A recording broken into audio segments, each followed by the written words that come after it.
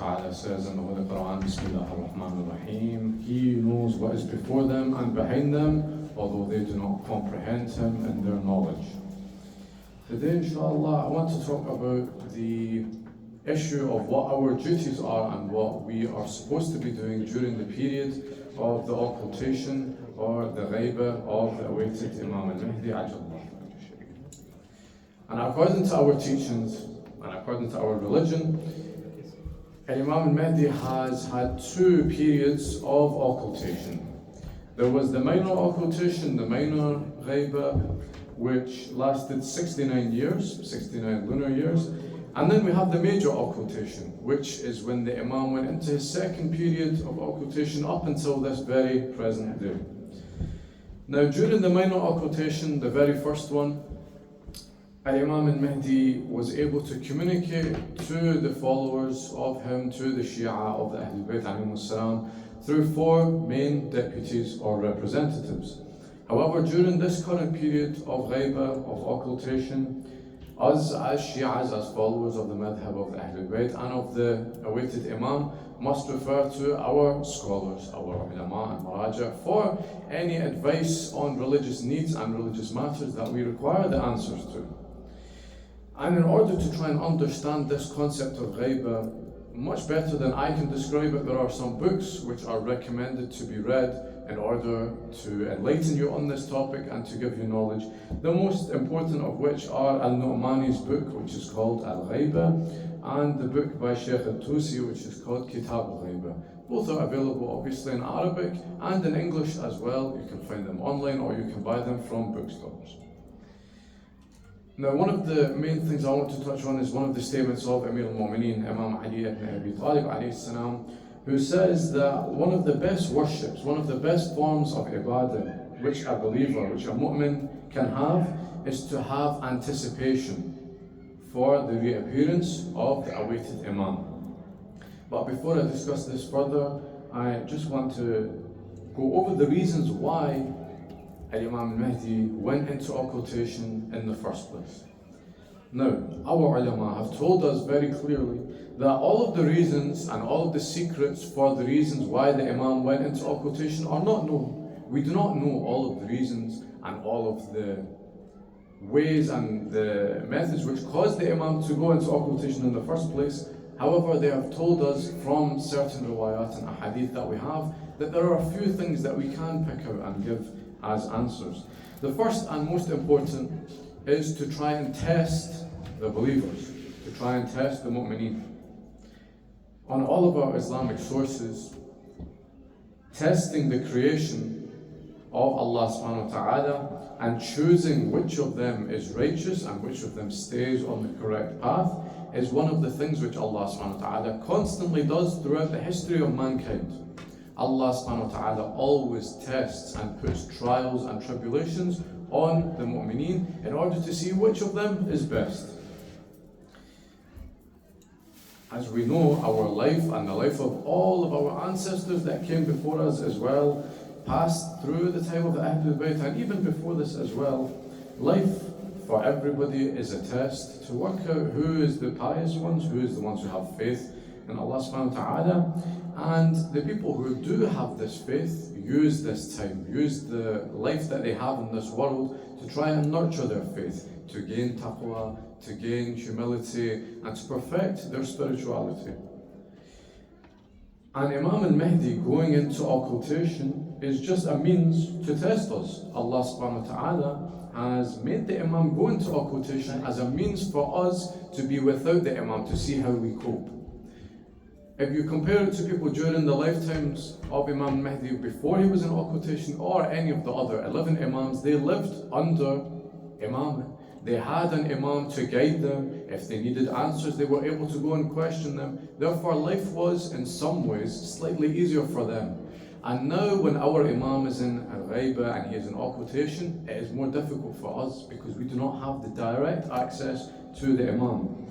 And as a result of this, you'll see that, and as you have seen over time, certain people who do not have this strong belief in Allah subhanahu wa ta'ala, their faith in Islam diminishes and gets smaller.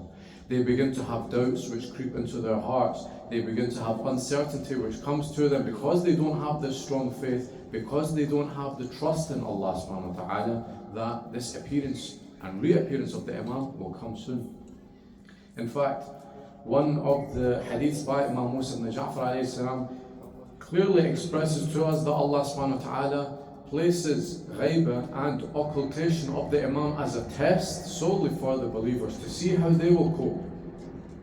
And the other narrations we have also declare that testing people through occultation and ghaiba is one of the most difficult tasks for the believers.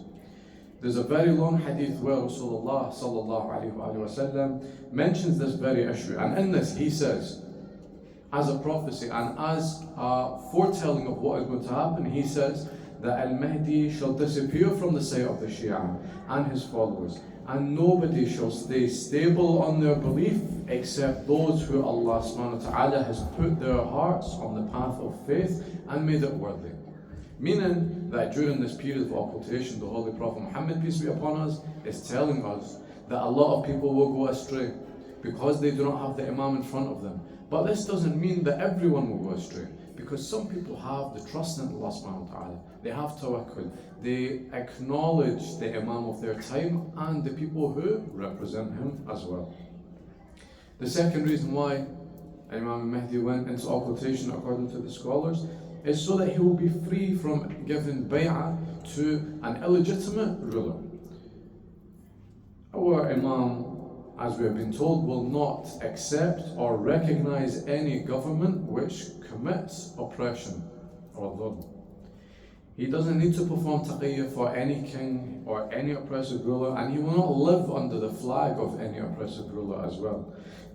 The reason for this is that when he comes forward and when the dhuhur occurs, he will perform the rulings which Allah subhanahu wa ta'ala has commanded for us with no compromise, with no secrecy, with no hesitation. In other words, he will be in occultation until he rises, and therefore he will be free from having to give bay'ah to any oppressive government or leader. And the third and the most simple explanation for why Imam Mahdi went into occultation is purely because Allah subhanahu wa ta'ala willed it for us. Allah subhanahu wa ta'ala said, go into occultation, and the Imam followed. And this is the easiest explanation. Allah subhanahu wa ta'ala's will is based on His infinite wisdom, the wisdom which we will never be able to comprehend. Therefore, the dhuhur and the reappearance of Imam al-Mahdi depends on the decision of Allah subhanahu wa ta'ala. And when Allah subhanahu wa ta'ala decides that it's time for the Imam to come, then He will send him to us as a blessing. And inshallah, this is something which occurs in our lifetimes. But as I mentioned before, Imam Ali alayhi salam says that we should constantly be in a state of anticipation and have intidar for the Imam. Now, one of the companions of the Ahlul Bayt by the name of Hassan ibn Jahm said, I went to Imam Musa al-Kadhim alayhi salam, and I asked him a question about the dhuhur of Imam al-Mahdi. And Imam Musa ibn Ja'far replies back to him and says, do you not know that intidar is part of the reappearance? Having anticipation and waiting for the reappearance of the Imam, this is part of his dhuhur. This is one of the stages for him coming back. The companion says to the Imam, I wouldn't have known this until you had told me. And the Imam says to him again, yes, you waiting for the Imam and getting ready for him is one of the first stages for the Imam coming back. Now, what is the lesson that we should take from this? The Imam doesn't tell us this thing twice for no reason. The Imam tells us this because he doesn't want us to forget about the Imam and get on with our daily lives. Meaning that only when we come every Thursday for a majlis and someone mentions Imam al-Mahdi's name, we say, oh, I remember now, Imam al-Mahdi is in occultation. It should be the opposite of this. We should constantly be in a state of trying to hasten his reappearance. One of the practical tips and the ways we can do this is given to us by Ayatollah Bahjat, who says that every morning we should start the day with saying Salaam Alayk Ya Imam al-Mahdi. Initially starting your day with the remembrance of the Imam, so that throughout the day you will be in this constant remembrance and your actions will be a reflection of this as well. Now we mentioned intidar, the concept of anticipation or waiting. But does this just mean to wait without doing anything or trying to improve ourselves or trying to improve our societies? No, this is the opposite. To give you an example which is relevant to this concept of the Imam being in occultation and us waiting for him, imagine that one of your family members or your friends goes on holiday or he goes to study, for example, in another country. Whilst this relative or friend is away in a different place where you can't see them, you're constantly in your heart longing to see him. You're waiting for the time in which they come back. But during this time, you do not simply forget that this person exists. You do not put them out of your mind. Every day you do things to try and bring you closer to them, meaning you will speak to them on the phone, on WhatsApp, you will text them, you will prepare the house and prepare maybe a party for when they come home, meaning that every day you are trying to keep in contact with this person. So why do we do this for our relatives and our friends, but we don't do it for Imam al-Mahdi? Why is it that he's just a thought that we think about maybe every few days? We do not do anything really meaningful. We do not read certain du'as or read certain books which will help us understand him. What I'm trying to say is that intidar or waiting doesn't mean just thinking that the Imam will come and therefore I'll get on with my life. No. When we know he's going to come back, we need to prepare for him to come back so that he will be happy when he returns. We don't want the Imam to be sad when he returns. We need to create a system for him. Waiting for the Imam or intidar does not mean that we just let the affairs in our communities and our societies get worse and worse and worse without doing anything about it. No, it means we should actively take part in trying to put things which are wrong right, and doing what we can to fix any issues within our own communities and circles so that these people as well as us can also be ready for the reappearance of the Imam. If our concept of intidar and waiting is really based on our belief in the Imam, then we will try our very best to reform our own behaviours, to fix any of the sins or vices which we carry out day to day. Because we don't want the Imam to come back and for him to see us in this state of constantly sinning. And we want it to be the case that when he reappears, he will be happy and pleased to see us and to see that we have made a change in our devotion to Allah subhanahu wa ta'ala. The one who is truly waiting for the Imam is the one who feels the presence of the Imam at all times, and he lives his life in a way in which he feels the Imam would be happy with him living it. Now this should be as a reminder. Let me give you this. When you go home tonight, think about what you can do on the car journey to make Imam al-Mahdi and ultimately Allah subhanahu wa ta'ala happy with you. Meaning, don't play music when you are driving home in the car. Don't do ghiba when you are driving home in the car. Instead, put on dua. Put on dua zaman al-ghiba, for example, or listen to a muhadara, or at least on the very tip of your tongue, send your salams and send your remembrance to Imam al-Mahdi. Now, some of the questions we have, especially from the kids and the young people, is why can we not see Imam al-Mahdi? Why is he hiding? Why is he in waiting for us? Why are we not able to interact with the Imam? And even some adults come to us and they say this. They come to the scholars, the ulama, and they say, why are we not able to see Imam al-Mahdi? If we were able to see him, then we would, be so much more happier and our lives would change. But I don't agree with this. And I ask you, do you think that if you see Imam al-Mahdi today, it will make a change in the lives of most people? I would say perhaps not. Why? Because people like Abu Bakr, Umar, Uthman, they saw the Imam of their time. Did it change their behavior? No. When you have Yazid and Muawiyah and all of their followers, they saw the Imam of their time. Did their behavior change? No. You have Al-Mansur, you have Al-Mutawakkil, you have Harun al-Rashid. All these people and their followers saw the Imam of their time, yet their behaviors were that of the shaitan.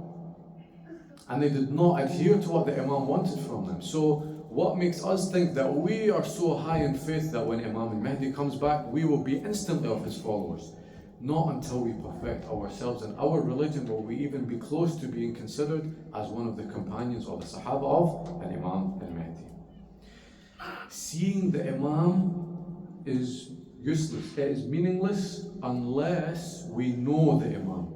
Meaning, we know his qualities, we know about his legitimacy, we are able to understand what his life has been like, and the proofs, for example, of how he is the Imam. Our narrations, our riwayat tell us, if it were not for the sins of our Shia, then they would see us with their own eyes, meaning that our sins flood us in water. And that water means that we are drowning in a path which we cannot see the beauty of the Ahlul Bayt in front of us. And God forbid, when Imam Mahdi comes, we do not want to be of these people who are so full of sins that we cannot even connect with the Imam. So when people say, why is Imam Mahdi absent? Why is he not here? This is incorrect. The question we should ask ourselves is, why are we absent from the Imam? Why are we not here, and why are we not ready for the reappearance of the Imam? We also need to have knowledge. We need to have ma'rifah. As I mentioned the other week, seeking knowledge is extremely important. And for example, in this case, if we talk about the knowledge that we should have of the Prophet, this means that we should study the seerah of the Prophet, we should understand his claim of nabuwwah, of prophethood, his aims, his teachings, what he achieved in his life. And one of the most important duties of the Shia, according to the ahadith of the A'imma, is to know the Imam of your time. What does this mean? Does it mean that we know Imam al-Mahdi was born on the 15th of Sha'ban, or that he had 4 representatives? No, this is not enough. The Imams from the first Imam, even back from Rasulullah up until the last Imam, have declared to us that you must know the Imam of your time. Meaning, you should not just know the historical information about them. No. The reality of knowing the Imam is not just knowing the historical facts about him. Because even the non-Shia, even the non-Muslims, know about the history of Imam al-Mahdi. Coincidentally, today marks the anniversary, the martyrdom anniversary of Shaheed Sayyid Muhammad Sadiq al-Sadr. May Allah be pleased with him. And what he tells us in one of his narrations, in one of his lectures, is he tells us that within the American government, for example, they have specific people and departments who dedicate all of their time to researching Al-Imam al-Mahdi. Shaheed Sadr tells us this. And some people laughed at him when he said that, and they said, this is nonsense. This is just an old man saying these things without any proof behind it. Well, alhamdulillah. We had Joe Biden, the last president of the United States. One day he's given a speech in front of a lot of different people, and it's on video. You can go on YouTube and watch it just now. Joe Biden comes, and in his speech he says, I do not know much about Islam, and I do not know much about the hidden Imam. And so I hired a professor for him to teach me about it. Meaning, Joe Biden, the president of the United States of America, hires somebody to teach him about Imam al-Mahdi. So when we look back and people laugh at Shaheed Sadr for saying all of these things, why? This comes true before our own eyes. In the present day, we have the followers, and in fact the highest ranking followers of the shaitan, openly telling us that they are studying Imam al-Mahdi. But where is our Shabab? They're not studying Imam al-Mahdi. Why? Because America is studying him and our Shabab are not doing it. For the parents who have children, push them to learn about Imam al-Mahdi. Because when he comes, you don't want them to be of the people who do not know which path they are going to go down, and ultimately they go down the path of the ones who are against the Imam, of the shaitan. And so we need to understand the life of the Imam, his family, his qualities. How can we know that he is the Imam? What is the proof? How can we prove his imamah? How can we do all of these things? And the reason why we need to do this is because if we do not know this, then we do not know the Imam. And as our Imams tell us, the person who does not know the Imam of his time dies the death of a Jahil. To finish, I'll just tell a story which sums up this issue very well. And it's from Marhum Ayatollah Mahmoud al-Sistani, who is the brother of Sayyid Ali Sistani, and he's talking in this story about his father, who is Sayyid Muhammad Baqir al-Sistani.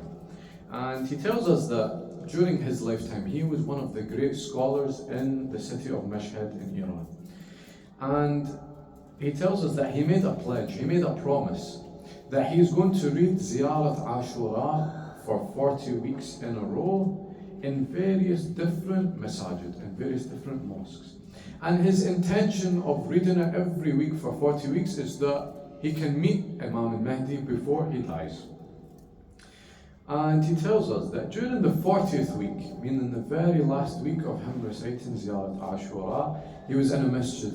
And as he's finishing off the dua, as he's finishing off the ziyarah, he notices from the door of the masjid that there is a light coming from a house opposite the mosque. And he says that this light is different from any type of light I've ever seen before in my life. It is not something which I can describe with my own tongue. And so he finishes quickly reading the ziyarah, and he says salam to the people in the mosque, and he rushes out towards this house. He wants to go and see where this light is coming from and what is causing it. But when he arrives at the house, he notices that there are people outside and inside crying, sobbing, wailing with tears. And he realizes that somebody had passed away and that they are in this house at this very moment in time. So he's curious. He passes his condolences on to the people outside, and he goes inside the house, giving his salams to the people who are present. Once he gets into the middle of the house, he notices that there is a table. Lying on it is the covered body of a deceased person. Now he knows that this person has just died because they are getting ready to perform the funeral rituals and then ultimately the funeral prayer and the janazah for that person. They're covered with a white sheet. It was clear then that this person has recently passed away. So he's looking around and he spots somebody sitting in the corner of the room. And he tells us that this person resembles no other human being that he had ever seen before in his lifetime. And ultimately he comes to the conclusion that this person sitting in the room is al-Imam al-Mahdi. Sayyid Mahmud al-Sistani is the only person in the room who recognizes that this figure who is sitting there is Imam al-Mahdi. What does Sayyid do? He goes over and he greets him with absolute shock and awe. This is the Imam of his time who he is greeting. And Imam al-Mahdi kindly greets him back with love and affection and beauty and joy. Then Imam al-Mahdi begins to speak very quietly to him so that nobody else in the room can hear. Now remember what Sayyid Mahmud al-Sistani's pledge and promise was, what I mentioned at the start. He is going to read Ziyarat Ashura in different mosques in Mashhad for 40 weeks in a row so that he can get to meet Imam al-Mahdi. Imam al-Mahdi replies back to him, "It is not necessary. You do not need to make promises or pledges to meet me. If you are a true mu'min, if you are a true believer, then you will meet me just like this deceased lady." And he points to the body in the middle of the room. Now Sayyid Mahmud al-Sistani is a bit confused. The Imam senses it and he replies to him and he explains what is going on with this deceased lady. He says during the lifetime of this lady, she lived during the time of the Shah of Iran. And as a result, during that time period, there was a ban on the hijab.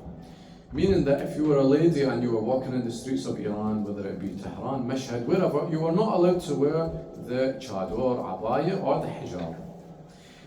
The Imam says, during this time period, that lady did not leave her house for 7 whole years so that she would be able to wear the hijab of Sayyidat Fatima al-Zahra sallallahu alayhi wa sallam. She did not leave the house for 7 years to maintain the hijab of Sayyidat Fatima al-Zahra, and the Imam says now that she has passed away because of the way she lived her life, we have come to visit her and we have come to her funeral. We have come to give her a farewell before she ascends up to heaven. This is something which we should take as a lesson to us. If we live our lives in such a way where we have no fear of the shaitan and his influence, and when we hold on to the rope of Allah subhanahu wa ta'ala and his Prophet and Ahlul Bayt alayhi salam, then we have nothing to fear. And inshallah Imam al-Mahdi will come to our funerals. And to finish, I just want to remind you of something incredible. When we say that we want to be part of the 313 companions, soldiers, servants of Imam al-Mahdi, only by perfecting ourselves can we be part of this. Only by removing all of our sins, whether they are big sins or whether they are small sins, will we be capable of even being considered to be one of the servants of Imam al-Mahdi. Al-Imam al-Sadiq alayhi salam tells us that if the supporters and the followers of Imam al-Mahdi encountered an army which stretched from the entire east up until the entire west, then they would be able to crush them in just a moment. And the weapons that these enemies have would never have any impact or effect on them. And this is something which we can take from the Holy Quran itself. Allah subhanahu wa ta'ala tells us in the Holy Quran, Bismillah ar-Rahman ar-Rahim, how many times has a small force overcame a large army and defeated a mighty army by the will of Allah. And Allah is always with the steadfast. And inshallah we are among the steadfast as well. And for all the mu'mineen and mazlumeen, and for all the shuhada, please recite Surah Al-Fatiha after salawat ala Muhammad wa ali Muhammad.